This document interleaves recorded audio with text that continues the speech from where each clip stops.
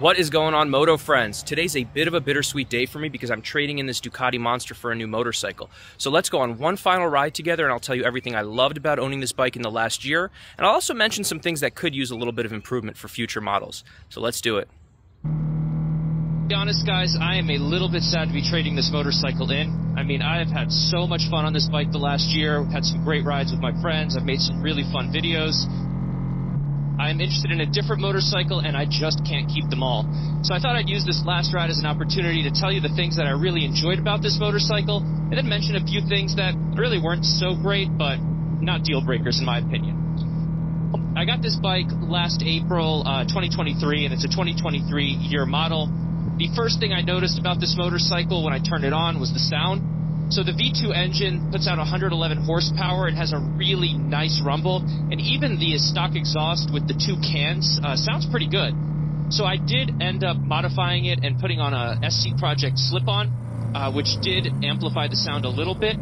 But even if you don't use any sort of slip-on exhaust, you'll still have a really great time, and you'll hear some great sounds, especially on the deceleration. The way this engine's tuned, there's some pop-offs, and just really a fun riding experience with a great soundtrack. If you do want to go for a really loud, rumbly sound, you could do a full system and a Ducati, so that's always an option. But again, I don't really like very loud exhaust systems, so I was perfectly fine with the SC Project slip-on. So the next thing that was really great, and this was coming from a BMW G310R, was the riding position. So I don't really enjoy aggressive riding positions. I don't want to be hunched over all the time. I don't like too much pressure on my palms and wrists. So when I sat on this motorcycle, I noticed that it's a little bit sportier than the G310, but it's still very upright and not a lot of pressure on the hands and wrists. So if you're using this for some longer trips, maybe some light touring, it wouldn't be a big deal to do many hours in the saddle. I think the longest trip that I've done on this was about 3 hours. I wasn't uncomfortable when I got home. The seat's pretty good, actually. It's fairly soft, and you can slide back into that butt pad where the seat's a little bit wider, so you get a little more cushion. So nice seat, really nice ergonomics. The knees aren't too far back, so you're not going to have any sort of knee pain when riding for long distances. Then, kind of first thing I noticed when actually riding the bike is the throttle response. So I keep it mostly in touring mode unless I'm doing a little more lively riding where I put it in sport. And in touring mode, you get a really nice throttle response where there's really great torque starting low down. So really peppy engine, really responsive engine. So I've had a lot of fun on this bike. So as compared to some of the other sport Ducatis like Panigale and Street Fighter, you get a flatter torque curve, which is really helpful for some low-end grunt. And I'll put up a torque curve just to show you what I'm talking about, and I'll show you a Street Fighter V2 and a Ducati Monster curve. So for my type of riding, which is, kind of curvy roads like this, occasionally I'll take it into the city, but I don't like to do that, and I'll tell you why in a little bit. It's really great around curves, and especially if you're kind of in the power band around 6,000 RPM, you get really nice pull the whole time. Then, in terms of riding comfort, the quick shifter here is really overall very smooth. The only kind of clunkiness I notice is between first and second gear, but as you open the throttle even more, the kind of clunkiness becomes a lot smoother. So very good quick shifter, and then on the downshifting, I don't notice any sort of jerkiness or jumpiness, so really good through all the gears on the downshifts. So, really nice ride quality, and that's the first thing I noticed when I rode it, and that's kind of the thing that's been there the whole year that I've had it. Never noticed any sort of discomfort or any sort of engine problems. So really nice. Then the next thing that I really love about this Monster is kind of along with the riding position, the wheelbase. Yep, very good, thanks. The wheelbase, it's really nice and light and flickable. So that's what I really love in my motorcycles, and that's kind of what I'm keeping with for any future purchases. I want a light motorcycle. I want it to really carve curves. I want it to hug the road, and I want my inputs to tell this motorcycle exactly what to do, and this bike does that. So if I push a little bit to the right, it goes right. You don't have to guess where the bike is going. Now, I've heard some people complain a little bit about the stock suspension on here, and that's why, you know, if you really want a stiff kind of sporty suspension, you might want to go with the SP version of this motorcycle that has the better Olin suspension. But for street riding, kind of around town, this is really great because you don't want something too stiff that's going to be smacking you in the ass every single time you hit a bump or a pothole or something. So I think this is a really nice blend of responsiveness, performance, and then also comfort for street riding. So really enjoyed everything about the ride so far. Now, in terms of negatives, there's really not that many in my opinion. Definitely nothing that would be a deal breaker for me buying this motorcycle. And you never know, I might buy a Monster again. I would love to get them to make a Monster again in the 1200cc range. That would be something fantastic. A little more power, more torque, with the same riding position. Now that would be really fantastic. So, you know, I might as well buy one in the future. But the few things that I noticed that aren't optimal. The first thing is the engine heat. Now, this is not a Monster specific thing. This is something that you're going to get in really any sort of Ducati, and it used to be worse even. So this V2 puts out quite a bit of heat, especially under your right knee. And then if the radiator fan kicks on, which is around 210 degrees Fahrenheit, it starts blowing heat into your left knee.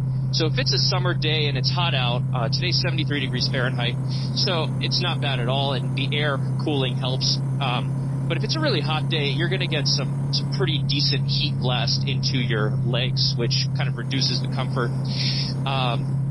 Then that's why I don't think this would be a fantastic city bike, especially in stop-and-go traffic or in hot areas. If you live in a temperate climate with lower temperatures, I think you would be all right using this in cities.